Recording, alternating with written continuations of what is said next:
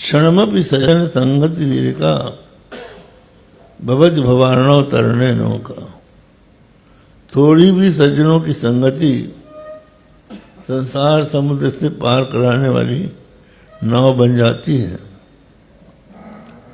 एक कहानी है, कोई एक डाकू था। डाकू के 4 बेटे थे। तो उसने अपने बेटों को चोरी करने की कला सिखाई। चोरी कला भी एक कला होती है। कैसे चोरी करना,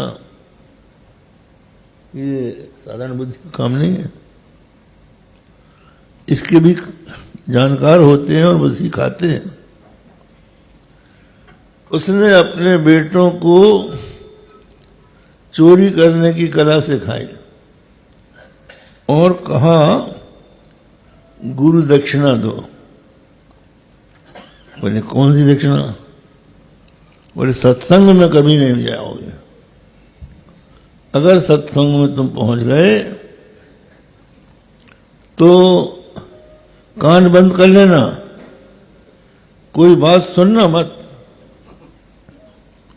चारों ने प्रतिज्ञा कर दी कि हम अब सत्संग में नहीं जाएंगे।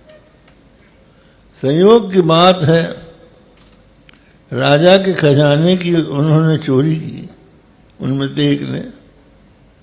और उसके पीछे जब सिपाही दौड़ने लगे तो वो भागा और मुख्य सड़क को छोड़ के गली में पहुंच गया। उस गली में एक मंदिर था।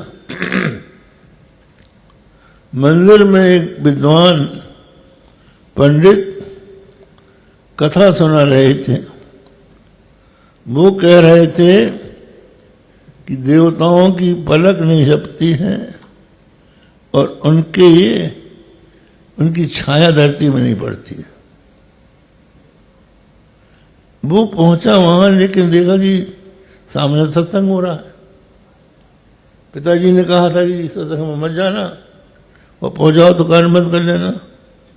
कान बंद कर लिया उसने, लेकिन उसके पैर में कांटा गड़ गया। तो कांटा खोलने निकालने के लिए जैसे कान खोले, ये उसके कान में पड़ गया कि देवताओं की पलक नहीं गिरती है और उनकी छाया नहीं पड़ती। अब उसके मन में बात बैठ गई है, वो निकलती है। कान में जो बात पहुंच जाएगी वो कैसे निकलेगी? कुछ काल के बाद चोरी बढ़ती गई, चोरों का पता ही न लगे। राजा के ऊंट की चोरी हो गई। राजा ने सबको बुलाया और कहा, भाई जो चोर का पता लगा देगा उसको हम आधा राज्य दे देंगे, लो बीड़ा उठाओ। एक वेश्या ने बीड़ा उठा लिया। अब वो वेश्या बड़ी दीनहीन और निर्धन बनकर घर घर घूमने लगी। चोर तो चोरी करके आराम कर रहे थे, घर की औरतें थीं। ऊंट को मार के चोर के घर में उनका मांस बना था। उसने कहा कि हमारे पति बहुत बीमार हैं। वैद्य ने बताया है कि ऊंट के मांस में अगर उसके साथ ये दवा खाओगे तो तुम्हारा पति अच्छा हो जाएगा। तो दया करके आपके यहाँ अगर ऊंट का मांस हो तो हमको दे दो। तो उनकी स्त्रियों ने मांस दे दिया। उसने निशान लगा दिया और रात को उसका कंफर्मेशन करने के लिए वो काली माई बन के आई बेशिया। उसने 4 भुजाएं बना ली लकड़ी का। उसने सेंग बना लिया, कई रुपए वो जीव, नई नकली जीव बना ली। और पूर्णिमा की रात्रि थी। आंगन में जाके उस शेर के जोरों से हाहाकार किया, अट्टहास किया। तो चोर अपने बेटों के साथ निकला, हाथ जोड़ के देखा साक्षात काली माई खड़ी है, हाथ जोड़ के कांपने लगा, माता जी कैसे क्रोध कर रही हैं आप? अरे इतनी चोरी करता है, कभी मेरी पूजा करता भी है? बता कहाँ कहाँ तूने चोरी करी?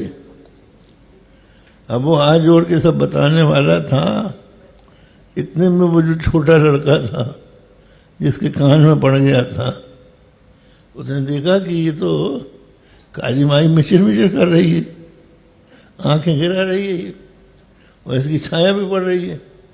अरे कहा ये छल है।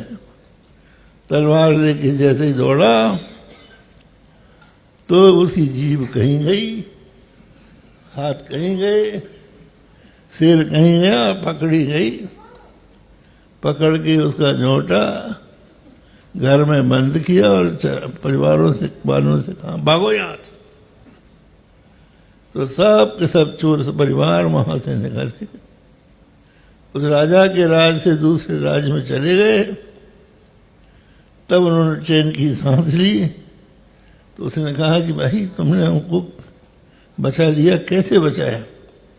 बोले तुमने कहा था कि सत्संग मत जाना, हम नहीं गए, लेकिन संयोग से थोड़ी देर के लिए सत्संग हो गया तो आज हमारी जान बच गई। उन्होंने भाई जब थोड़ी देर के सत्संग से कल्याण हो जाता है तो हमेशा करना चाहिए।